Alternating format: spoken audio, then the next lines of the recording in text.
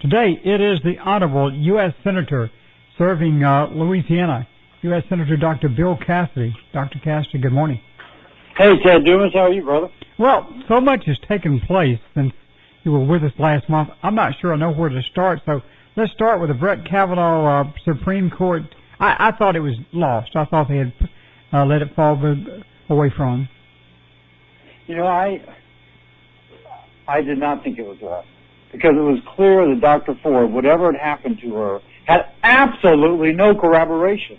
When your best friend says that everything you're saying is not true, as much as she wants it to be true because you're best friends, then that means maybe there's not a case. And at some point, you have to count upon the fairness of the American people and the American process, and I think that's what happened. But you got to believe, this was not about Dr. Ford. This was about abortion. It is about Roe v. Wade. The left clearly, Stephen Colbert, the late-night comedian, he's got a writer on his show tweeting, "I am glad we destroyed Brett Kavanaugh's life."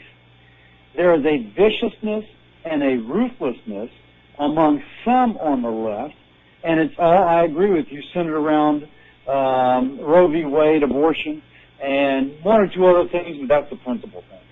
I was having my good friend Wayne Christian, who's on the Texas Railroad Commission, on last week, and he was talking about, I really like that senator you guys have over there, that guy named Cassidy.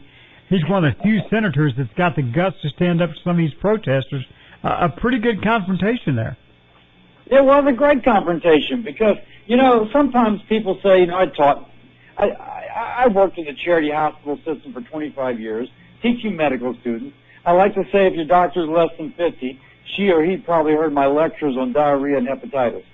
And there's just something about me that thinks that if you just give people the right answer, they will change their mind. Now, I don't think these protesters ever change their mind, but I'm, by golly, hell-bent on giving the right answer. And the right answer is you have to be fair to Americans. You can't convict them on uncorroborated evidence. Every time Donald Trump gets up in the morning, he does something else to impress me. And I believe it was last week they appointed two people to, if I remember correctly, it's the Ninth Circuit Court out in California, the most overturned court, most liberal court in the nation. And he said to hell with the senators. I'm going to appoint my own people, a couple of conservatives to that. And what a great moment that was for America. This president will break an egg, won't he? I mean, I tell folks he'll take the entire carton, you know, not that carton of 12, that carton of 18, and jump up and down on it. He's been making a lot of great appointments. Maybe one also in the Western District of Louisiana that you were part of. Yes, Mike Juneau just approved. And we also have a Judge, Terry Doty, who was approved probably he took his investor about 6 months ago. Terry's fantastic. They have this incredible backlog in Monroe because there hadn't been a sitting judge for a while, and within 2 to 3 months just clears it out. Mike Juneau, incredibly a talented attorney. He's also going to do a fantastic job. There's other good appointments. Don Washington just got appointed to a position. Just some really good people in the Western District that are going to make a big difference. Has Donald Trump made enough appointments to change the landscape of America?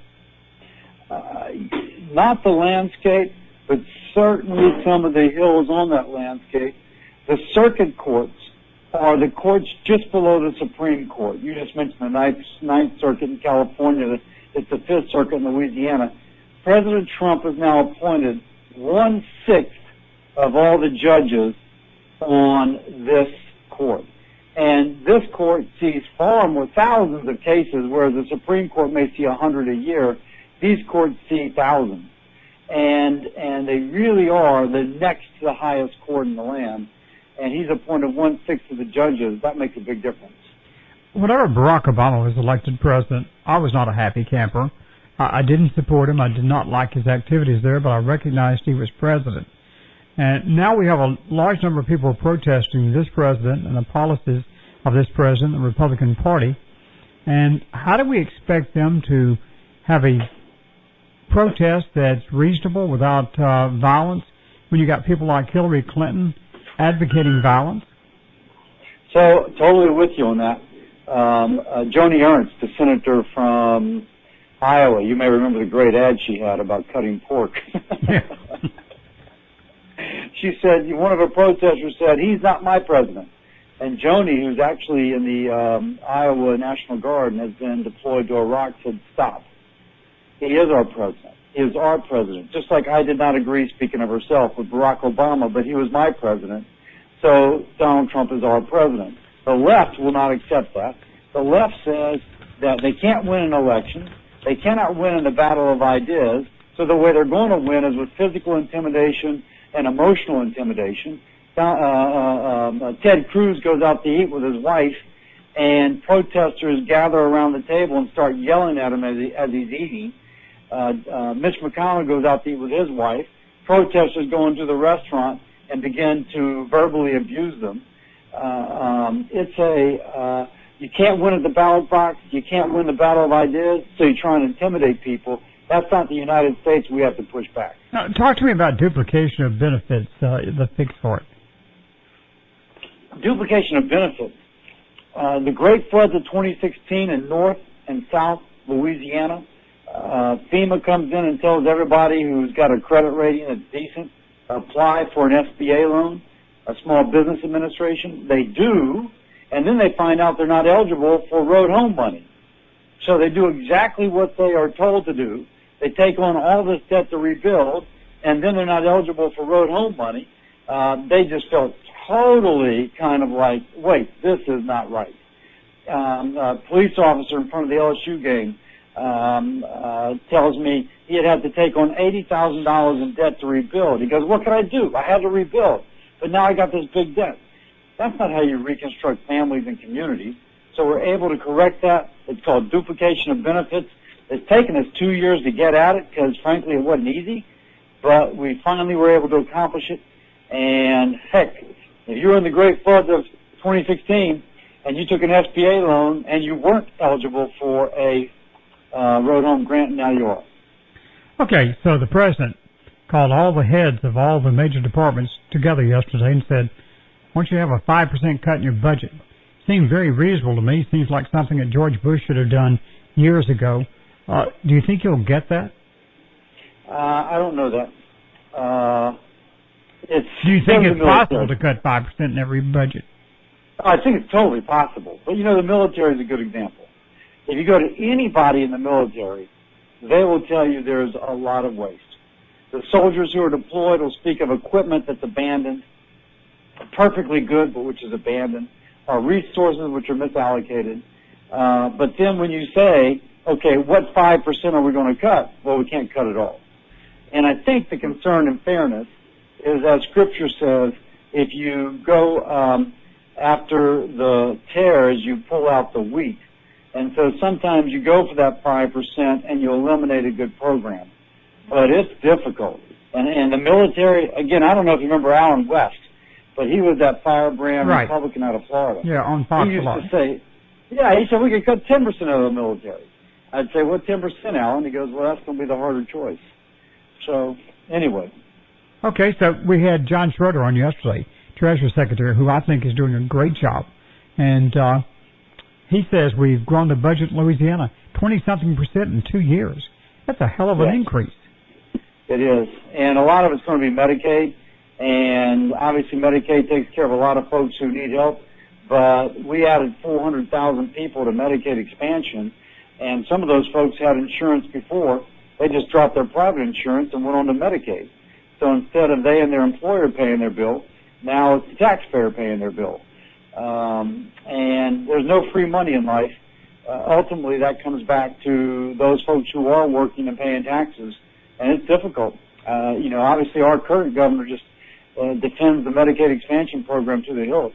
And I'm all about people having insurance and getting care. But when you are just knocking people off of private insurance onto public insurance, probably not the best deal for the taxpayer. U.S. Senator Dr. Bill Cassidy, our guest this morning. Okay, we got all these illegal immigrants headed to the U.S., and President Trump calls Honduras, if I remember correctly, and says, I'm going to cut your aid off. You send them all up there. He stopped a lot of them. What happens to the ones that make it through? Well, a lot of them get stopped in Mexico, so I can promise you that they are talking to the people in Mexico. They're the Mexicans. And Mexico actually helps us on this because a lot of those folks end up staying in Mexico, and then a lot of them, Mexico doesn't want. So you may remember there was a caravan a couple of months ago that was in the thousands when it started, and ended up being about 100 people. I can promise you that we're monitoring the progress of that we're going to know where they're going to come at the border, and we'll attempt to do whatever we can in the interim. But frankly, once they cross that border, they have been coached by immigration advocates to say exactly what they need to say in order to be considered a refugee, and then they enter into our system, and under the laws as they are currently decided by the courts, how we interpret them, probably about 90% of them end up staying in the U.S. Okay. If the coach of LSU called up Bill Cassidy and said, Dr. Cassidy, I got a problem. I got a great team this year. I'm winning a lot of ball games. Arkansas hasn't won any ball games.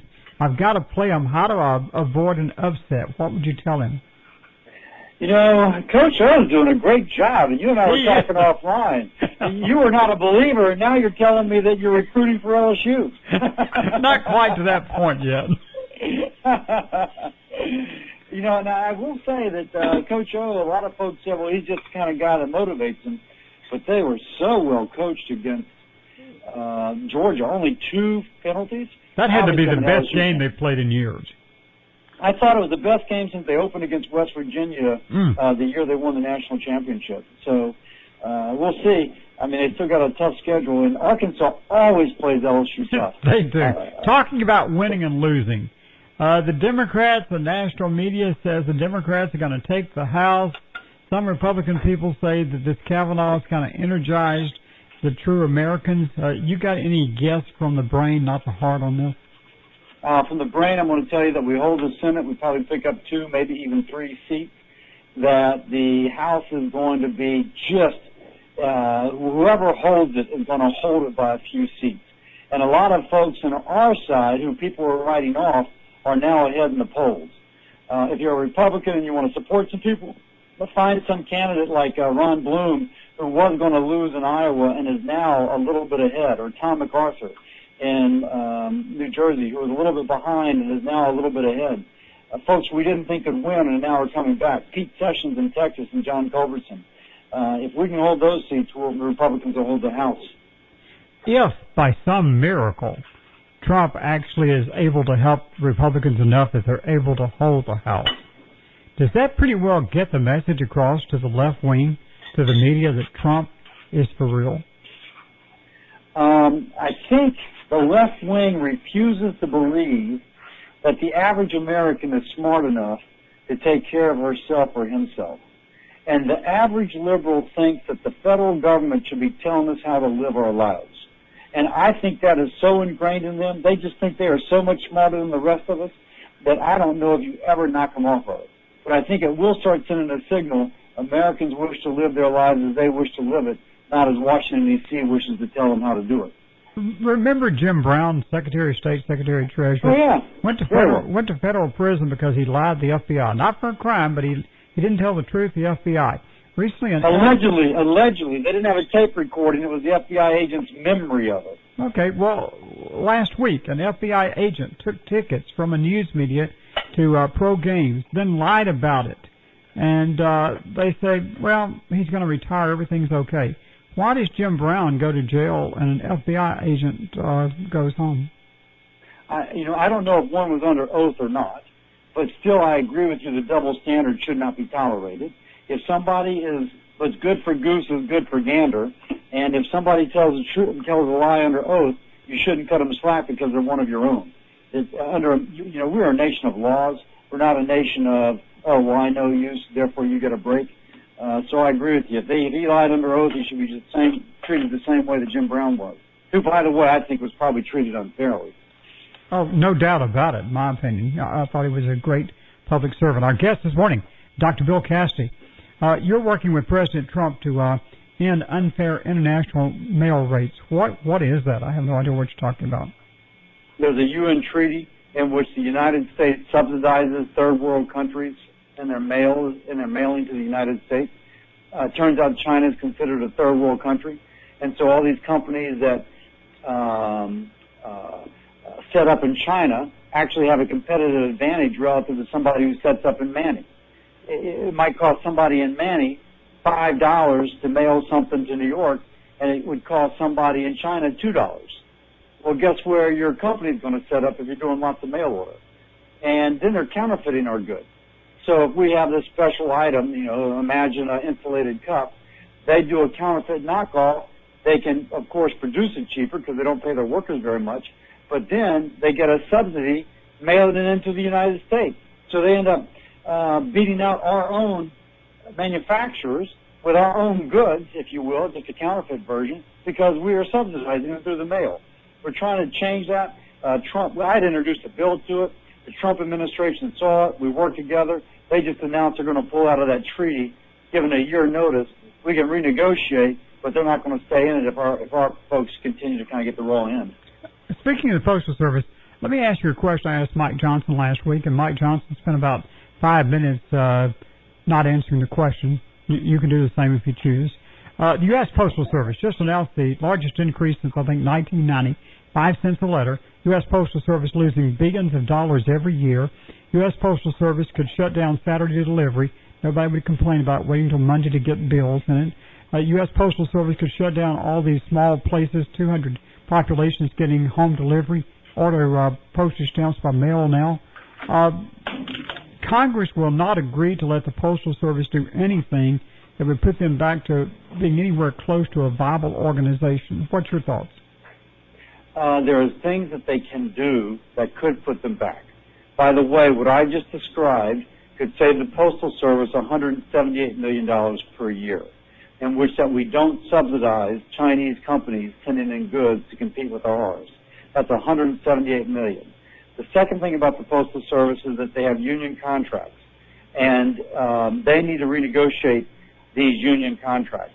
You may notice that in the past, there are machines where you could order a roll of 100 stamps. Those machines got pulled out because I am told by a reliable source that that just meant fewer people were employed. And then their union contract negotiations, the unions successfully negotiated that those machines got pulled out, so you had to go to the counter and buy from a living human being. So there's lots of things we can do. Saturday delivery, there are actually some people who advocate for it, believe it or not, but there are people who advocate for it. But nonetheless, that should be on the table if that's what it takes to get them back to being kind of viable. At some point, if you increase the cost of postage, people aren't going to mail. And I think that's what we're seeing. Diminishing returns, they need to cut their cost structure. Senator, do you know that I've asked every politician I have on this program that question, and you're the first one that's given a real answer? You know, I told you asked me about that protester. My dog's barking, I'm sorry. My goal is to know as much as I can about every topic I can to hopefully do something positive for the state of Louisiana and the people of the United States of America. So I try and study these things, Ted. Well, the next time you see Mike Johnson, explain to him how the postal system works. Hey, Senator. Mike's a great guy. Always great to have you with us. Look forward to next month. Thank you, Ted.